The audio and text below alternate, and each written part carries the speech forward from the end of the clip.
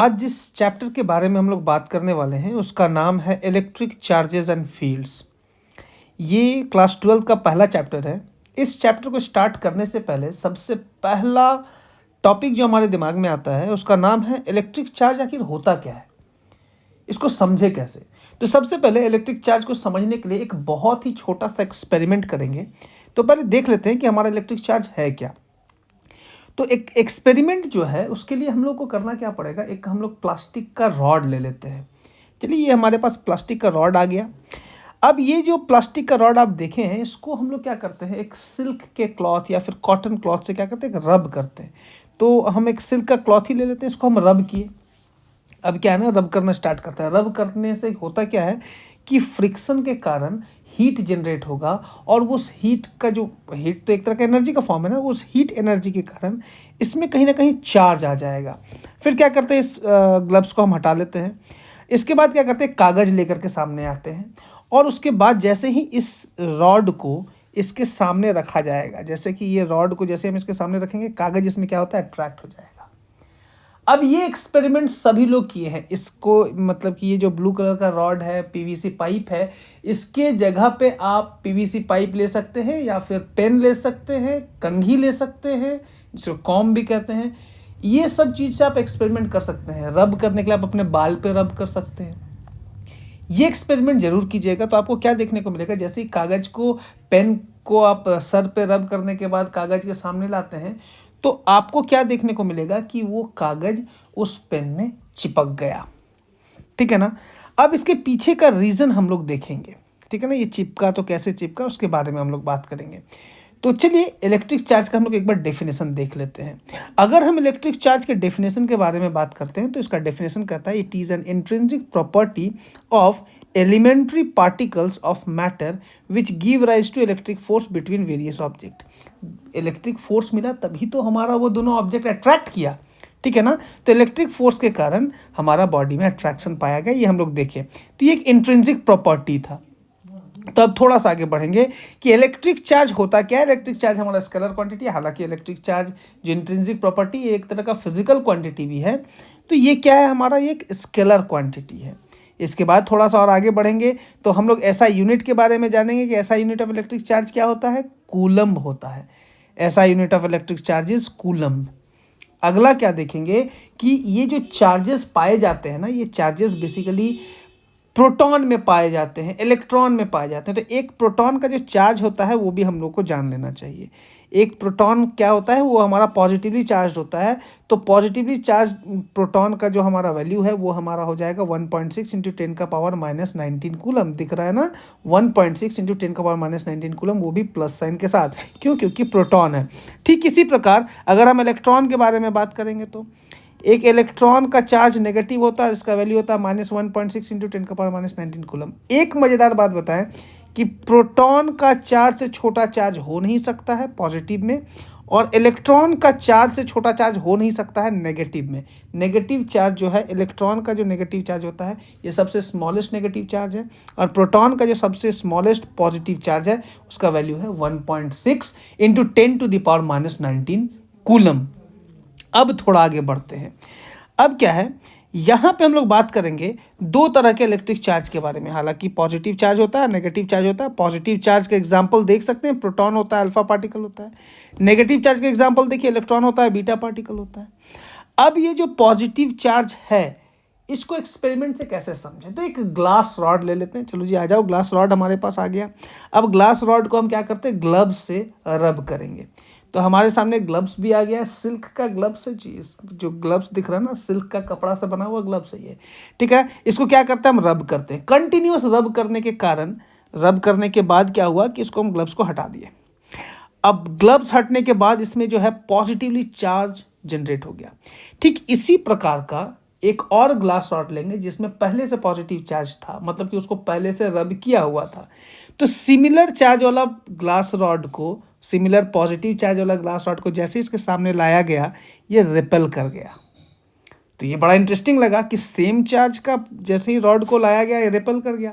फिर क्या किए कि इस पॉजिटिव चार्ज रॉड जो था, इसको हम साइड में रख लिए। ठीक है, चलो एक पॉजिटिवली चार्ज रॉड को हम साइड में रखेंगे। फिर क्या किए, एक प्लास्टिक का रॉड ले लिए, आ गया सामने प्लास्टिक का रॉड। अब क्या किए, इसको फिर उसी ग्लव्स से रब किए, जो सिल्क का जो ग्लव्स था ना उससे रब करेंगे। ये जो दिख रहा है आपको सिल्क का ग्लव से रब हो रहा है। अब रब करने के बाद इसमें क्या आया, इसमें नेगेटिवली चार्ज आ गया। ठीक है, तो इसी तरह का नेगेटिवली चार्ज प्लास्टिक रॉड एक और इसके सामने हम लेकर के आ गए।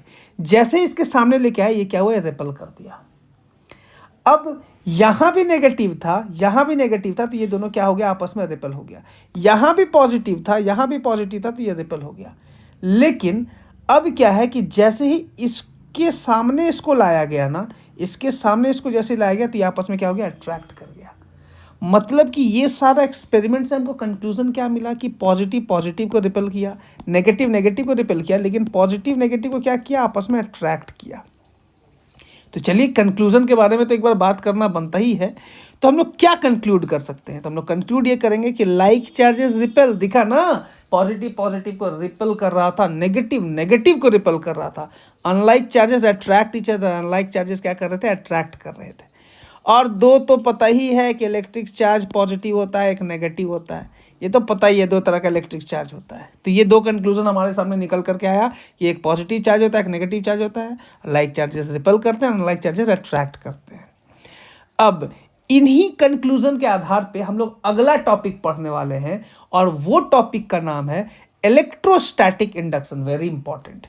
अब इस टॉपिक को पढ़ने से पहले हम लोग एक एक्सपेरिमेंट करेंगे, ठीक है ना। वो एक्सपेरिमेंट को हम लोग अभी देखेंगे अच्छे से, ठीक है, फिर ये चीज़ आपको अच्छे से समझ में आ जाएगा। क्या करते हैं, दो मेटेलिक स्फेयर ले लिए, आ गया आपके सामने दो मेटेलिक स्फेयर।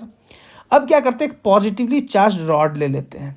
अब ये पॉजिटिवली चार्ज रॉड को ये दोनों मेटेलिक स्फेयर के सामने रखेंगे, लेकिन उससे पहले कुछ चीज़ समझ लेते हैं। ये मेटेलिक स्फेयर है, तो इसमें पहले से पॉजिटिव चार्ज और नेगेटिव चार्ज तो रहेंगे ही, लेकिन इक्वल इन नंबर। ओवरऑल ये स्फेयर अभी क्या है, न्यूट्रल है। इन स्फेयर्स के सामने जैसे ये पॉजिटिव चार्ज रॉड को रखा गया ना, तो क्या पाया गया कि नेगेटिव चार्ज पॉजिटिव चार्ज की तरफ आ गया और पॉजिटिव पॉजिटिव से रिपेल हो गया। ये हाफ स्फेयर में क्या आ गया, नेगेटिव चार्ज आ गया, और हाफ स्फेयर में क्या आ गया, पॉजिटिव चार्ज आ गया।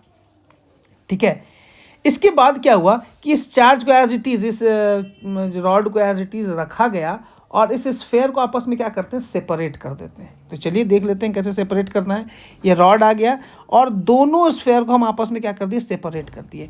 और सेपरेट करने के बाद क्या हुआ कि इस रॉड को इधर हम हटा देंगे, चलो भागो यहाँ से, ये भाग गया। और जैसे ही इसको हटाया गया, हम लोग क्या पाए कि पॉजिटिव चार्ज जो स्फेयर था उसमें पूरा पॉजिटिव चार्ज आ गया, वो यूनिफॉर्मली डिस्ट्रीब्यूट हो गया वहाँ पे पॉजिटिव चार्ज, और नेगेटिव चार्ज स्फेयर में भी नेगेटिव चार्ज यूनिफॉर्मली डिस्ट्रीब्यूट हो गया।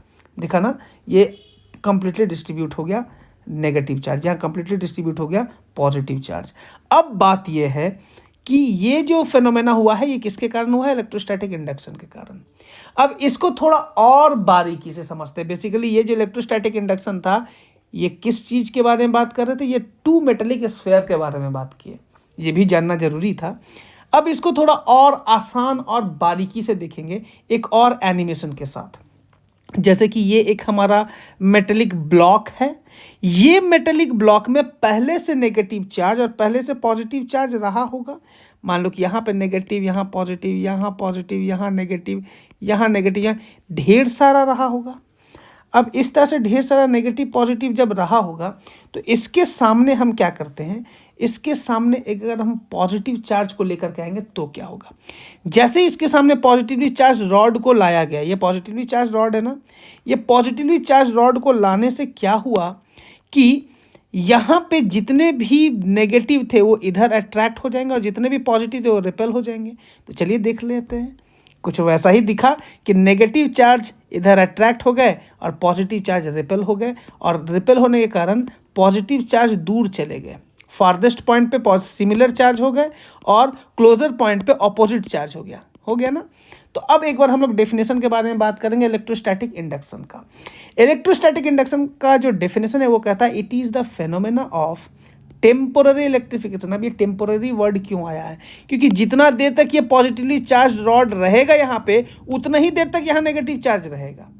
ये रॉड को हटा दो पॉजिटिव चार्ज को, ये नेगेटिव चार्ज भी हट जाएगा। ये इसीलिए यहाँ बोला गया टेम्पररी इलेक्ट्रिफिकेशन, यह परमानेंटली यहाँ पे नेगेटिव चार्ज नहीं रहने वाला है। तो इसीलिए क्या कहा गया कि it is the phenomena of temporary electrification of a conductor in which opposite charges appear at it's closer and. Opposite charge appear at it's closer and, मतलब कि ऑपोजिट चार्ज आया है क्लोजर एंड पे, नजदीक वाले पे ऑपोजिट चार्ज आया है ना। And similar charges appear at its farther and, farther and पे क्या आया है, सिमिलर चार्ज आया है, दिख रहा है इन दोनों जगह पे सिमिलर चार्ज है, दिख रहा है ना, यहाँ दोनों पे, दोनों एंड पे देख सकते हैं आप। और क्लोजेस्ट पे क्या है, अपोजिट चार्ज है। And in the presence of near by charge body, किसके कारण, नियर बाई चार्ज बॉडी के कारण क्लोजेस्ट पॉइंट पे क्या आ जाएगा, अपोजिट, और फार्देस्ट पॉइंट पे क्या आ जाएगा, सिमिलर। तो यही था हमारा इलेक्ट्रोस्टैटिक इंडक्शन। उम्मीद करते हैं आपको अच्छे से डेफिनेशन भी समझ में आ गया और एनिमेशन तो आ ही गया होगा। तो आगे बढ़ते हैं। बेसिकली हम लोग अब जानेंगे कि basic properties of electric charge क्या होता है। तो बेसिकली चार्ज प्रॉपर्टी है, पहला है क्वांटाइजेशन ऑफ चार्ज, दूसरा एडिटिविटी, तीसरा है कंजर्वेशन ऑफ चार्ज, चौथा इनवेरियंस। एक एक करके सबको डिस्कस करते हैं। तो सबसे पहले डिस्कस करेंगे क्वांटाइजेशन ऑफ चार्ज को।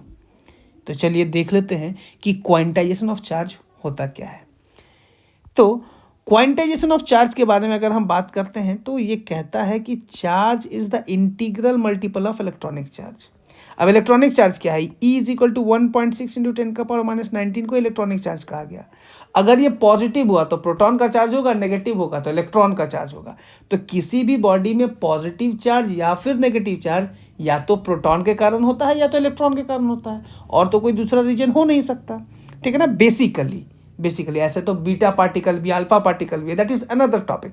लेकिन बेसिकली किसी बॉडी में एटम के बारे में बात करेंगे तो वहां पे पॉजिटिव चार्ज और negative charge is only due two electron and protons. तो अब प्रोटॉन या फिर इलेक्ट्रॉन आधा या फिर एक तिहाई तो रहेगा नहीं, मतलब 1/2 या फिर 1/3 के फॉर्म में तो इलेक्ट्रॉन या प्रोटॉन रहता नहीं है। या तो कंप्लीट रहेगा या तो नंबर में रहेगा, 1 2 3 4 5 6 ऐसा रह सकता है। अब ढेर सारा, मान लो कि 20 प्रोटॉन है कहीं पे, तो 20 प्रोटॉन को हम इस इलेक्ट्रॉनिक चार्ज से मल्टीप्लाई कर देंगे तो उस बॉडी का चार्ज निकल जाएगा। बात समझे। तो ये हमारा पॉजिटिव चार्ज। अगर 20 इलेक्ट्रॉन है तो 20 को -E से मल्टीप्लाई कर देंगे तो हमारा क्या निकल जाएगा, negative charge of that body, ठीक है ना। तो अब इसको क्या करते हैं कि इसको एग्जाम्पल से समझते हैं। इसका बेसिकली फॉर्मूला क्या है क्वांटाइजेशन ऑफ चार्ज का, Q is equal two plus minus यानी किसी भी बॉडी में जो हमारा चार्ज होता है वो नंबर कितना उसमें प्रोटॉन है या फिर इलेक्ट्रॉन है उससे डिसाइड होगा और इंटू E से मल्टीप्लाई होगा। प्लस माइनस का मतलब वो पॉजिटिव चार्ज और नेगेटिव चार्ज को बता रहा है। अगर प्रोटॉन रहेगा तो पॉजिटिव लिखेंगे, इलेक्ट्रॉन रहेगा तो नेगेटिव लिखेंगे। तो चलिए एक प्रोटॉन का ही एग्जांपल ले लेते हैं। एक हमारे पास मेटेलिक शीट है, इसको रब करने पे इस पर पॉजिटिव चार्ज आ गया है। तो ये जो पॉजिटिव चार्ज का जो नंबर है, मान लेते हैं इसका नंबर है N is equal to 10⁻12 proton है। इसमें कितना प्रोटॉन्स है, 10⁻12 प्रोटॉन। तो प्रोटॉन है तो चार्ज पॉजिटिव होगा। तो जिस कारण से Q is equal to formula क्या लिखा है, Q is equal to NE लिखे हैं। अब क्या है, N का नंबर दिखा रहा है 10⁻12 है तो यहाँ 10⁻12 लिख दिए। E का वैल्यू हमको पता है यहाँ से दिख रहा है तो E का वैल्यू यहाँ पे लिखा गया। अब क्या है, जब मल्टीप्लाई किया गया तो बेस क्या है, सेम है तो पावर का एडिशन हो जाएगा, पावर का एडिशन कर दिए तो -19 + 12 -7 हो जाएगा, कूलम हो जाएगा। 1.6 इंटू 10⁻⁻7 कूलम आ गया, दिख रहा है आपको। अब अगर ये आ गया है तो इस मेटेलिक शीट में जो टोटल चार्ज है वो 1.6 इंटू 10⁻⁻7 कूलम होगा, ठीक है। बेसिकली 0.16 माइक्रो कूलम भी आप कह सकते हैं। तो क्वांटाइजेशन ऑफ चार्ज का मतलब समझ में आया कि किसी भी बॉडी में पॉजिटिव चार्ज और नेगेटिव चार्ज होगा वो ओनली ड्यू टू इलेक्ट्रॉन और प्रोटॉन होगा। उसके नंबर से अगर हम इलेक्ट्रॉनिक चार्ज को मल्टीप्लाई कर देंगे तो हमारा टोटल चार्ज उस बॉडी का निकल जाएगा। दूसरा क्या है कि किस एडिटिविटी, ये बहुत इंपॉर्टेंट है। एडिटिविटी का बात करते हैं तो इसका पहले डेफिनेशन पढ़ेंगे। The total charge of a system is the algebraic sum of all the individual charges located at different point inside the system। जैसे कि कोई एक सिस्टम है, उसके अलग अलग पॉइंट पे इंडिविजुअल चार्जेस है, कहीं पे कुछ Q1 चार्ज है, कहीं पे Q2 चार्ज है, कहीं पे Q3 चार्ज है। सारे चार्जेस को आपस में जोड़ दोगे ना तो उस पूरे सिस्टम का आपको टोटल चार्ज पता चल जाएगा, पूरे सिस्टम का।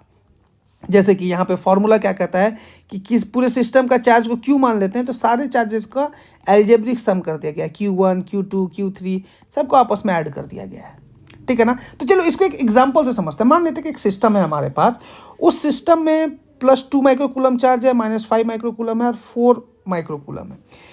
इसको Q1 मान लीजिए, 2 माइक्रोकूलम को Q1 मान लीजिए, -5 माइक्रोकूलम को Q2 मान लीजिए और 4 माइक्रोकूलम को Q3 मान लीजिए। तो नेट चार्ज उस सिस्टम का अगर हम बात करेंगे तो सारे चार्जेस को क्या करेंगे, आपस में ऐड करना पड़ेगा। तो 2 माइक्रोकूलम, 5 माइक्रोकूलम और 4 माइक्रोकूलम सबको ऐड करेंगे तो क्या हो जाएगा हमारा, 2 4 6 -5 1 माइक्रोकूलम आएगा। तो 1 माइक्रोकूलम को हम लोग क्या लिख सकते हैं, 10⁻⁻6 कूलम लिख सकते हैं ना। तो ये जो 10⁻⁻6 कूलम आया है आपके सामने, ये उस सिस्टम का नेट चार्ज आ गया है। ये किसके वजह से आया है, एडिटिविटी। ये कौन सा प्रॉपर्टी काम किया यहाँ पे, एडिटिविटी। सारे चार्जेस को ऐड करके नेट चार्ज किसी भी बॉडी का निकाला गया, किसी भी सिस्टम का निकाला गया। अब आगे आएगा हमारा क्या, conservation of charges. Conservation of charge, charge conserve करने का मतलब क्या है, ना ही क्रिएट किया जा सकता है ना ही डिस्ट्रॉय किया जा सकता है, लेकिन चार्ज को एक जगह से दूसरी जगह ट्रांसफर किया जा सकता है। ठीक है, किसी भी आइसोलेटेड सिस्टम का जो चार्ज होता है ना वो हमेशा कांस्टेंट होगा। बेसिकली कहने का मतलब कोई भी अगर आइसोलेटेड सिस्टम है उसका चार्ज हमेशा कांस्टेंट होगा। चलो उसके बारे में भी आगे बात करेंगे, एक बार डेफिनेशन देख लेते हैं। डेफिनेशन कहता है कि the electric charge can neither be created nor be destroyed. वाह, अब यही बात बताए, they can be transferred from one body to another. एक बॉडी से दूसरे बॉडी में ट्रांसफर किया जा सकता है। The total charge of an isolated system remain constant.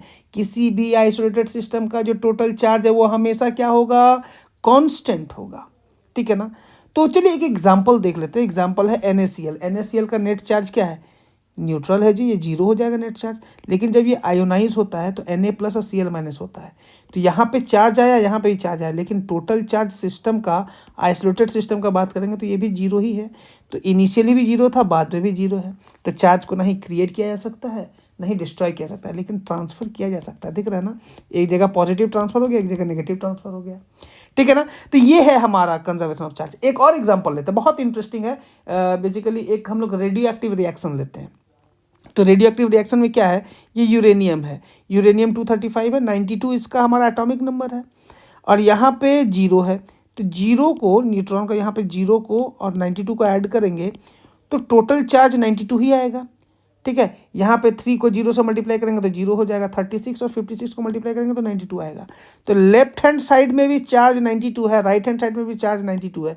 मतलब कि total charge of an isolated system remains constant. मतलब ये चीज़ एकदम सही जा रहा है कि लेफ्ट हैंड साइड बोलिए या फिर राइट हैंड साइड बोलिए, दोनों जगह का चार्ज क्या होगा, हमेशा कांस्टेंट होगा।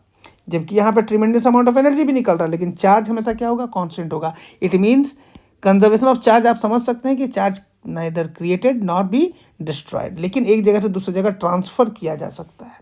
ठीक है, तो अगला जो प्रॉपर्टी आएगा उसका नाम है इनवेरियंस। उसको भी देख लेते हैं। इनवेरियंस का मतलब क्या होता है, इनवेरियंस को समझने से पहले हम लोग को बेसिकली थोड़ा सा मास के बारे में जानना होगा। भले कभी कभी क्या होता है ना, बॉडी का मास बदल जाता है। अब बात है कि मास तो कभी वैरी किया ऐसा सुना ही नहीं है, लेकिन मास वैरी करता है। अब मास कब वैरी करता है, ये एक स्पेशल कंडीशन है, एक थ्योरी है, एल्बर्ट आइंस्टाइन का बड़ा ही फेमस थ्योरी है जिसका नाम है स्पेशल थ्योरी ऑफ रिलेटिविटी। ये एल्बर्ट आइंस्टाइन का दिया हुआ है। अब इस थ्योरी के अनुसार क्या है कि कोई भी बॉडी बहुत हाई स्पीड से अगर मूव करता है तो उसका मास बढ़ जाता है। ठीक है, उसका मास इंक्रीज हो जाता है। अब कौन से फॉर्मूला से इंक्रीज हो जाता है वो भी देख लेते हैं। तो यहाँ पे हमारे सामने एक फॉर्मूला है, formula is m = m0 √1 - v²/c²। ये वो वेलोसिटी है जो हाई वेलोसिटी है ना, लाइट के स्पीड के आसपास का वेलोसिटी होगा ये। ठीक है, तो लाइट के स्पीड का आसपास का वेलोसिटी v हो गया।